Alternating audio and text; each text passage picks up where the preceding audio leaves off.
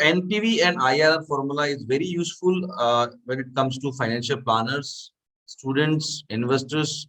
They're very useful, and now we'll understand how they are used. So I'm starting with NPV. So let's say you have a situation like this, that anyone needs annual cash flows like this for the next 6 years. What should I deposit today at the rate of 9%? Yani, your client needs these six cash flows. One, 75,000 rupees चाहिए at the year, अभी पहले साल में, मतलब साल के and में, 1,25,000 second year and में, थर्ड ईयर एंड में 1,90,000, फोर्थ ईयर में 50,000 rupees, then 2 lakh, then 2,50,000 rupees. It means that your client needs these six cash flows at every year end for the next 6 years. Now client is asking you what should you deposit today at the rate of 9%. तो आपको लगेगा sir ये तो बड़ा simple है, यानी client PV पूछ रहा है. But remember, when you are calculating the PV in the formula, there were only one future value option given. यानी पीवी के फॉर्मूला में तो आपके पास सिर्फ एक ही फ्यूचर वैल्यू की जगह होती है, बट यहाँ पे आपके पास 6 डिफरेंट कैश फ्लोज हैं. क्लाइंट पूछ रहा है कि at one time what should I deposit for having these 6 cash flows. अब इसका मतलब ये है कि पीवी के फॉर्मूला से तो बिल्कुल भी नहीं हो सकता. Is there any other option? Yes, certainly there is another option which is called NPV. Now what NPV does? Basically NPV makes a present value of cash flows more than one, right? अब आपके पास यहाँ पे एक से ज्यादा cash flows है discount करने के लिए. So in this case you can basically use NPV formula. So let's do it on Excel. So I need these 6 cash flows for the next 6 years, right? So I want पहला at the year end, second year end, third year end, fourth year end, fifth year end and sixth year end.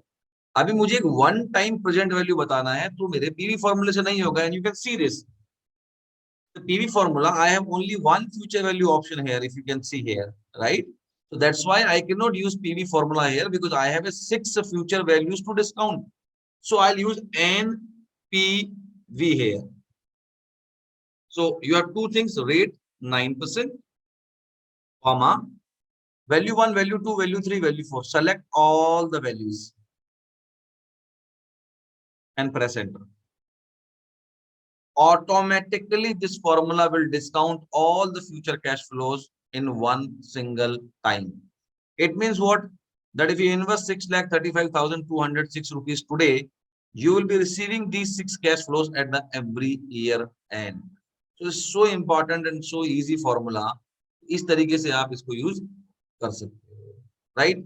Now I will prove this also that this present value is absolutely correct. कैसे? I would basically make a present value of each and every cash flow and then we'll add those, right?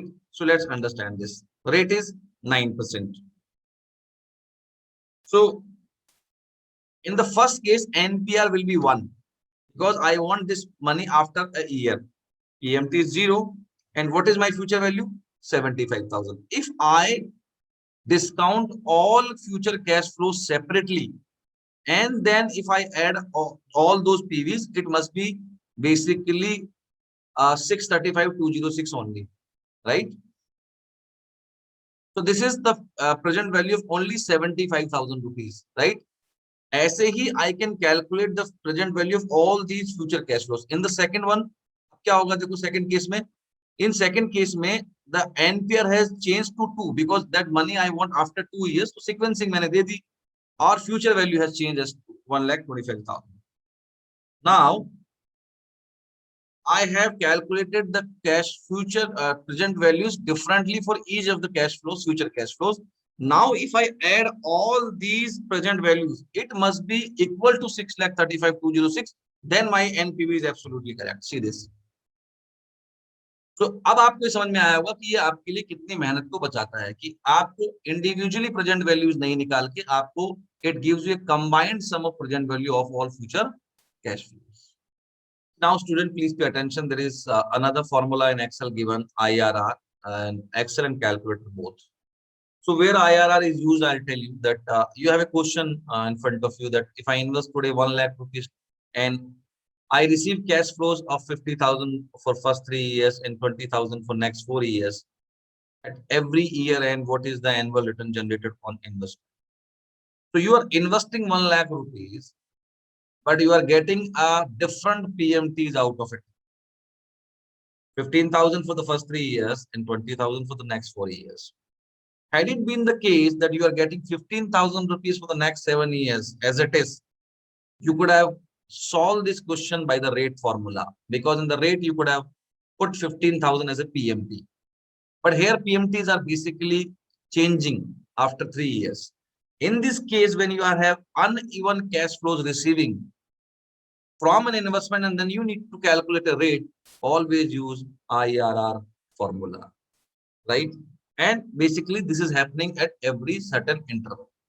So 1 lakh rupees, 15,000 for the first 3 years, 20,000 rupees for the next 4 years. Let's see how to do it. 15,000 rupees for the next 3 years, 20,000 rupees for the next 4 years.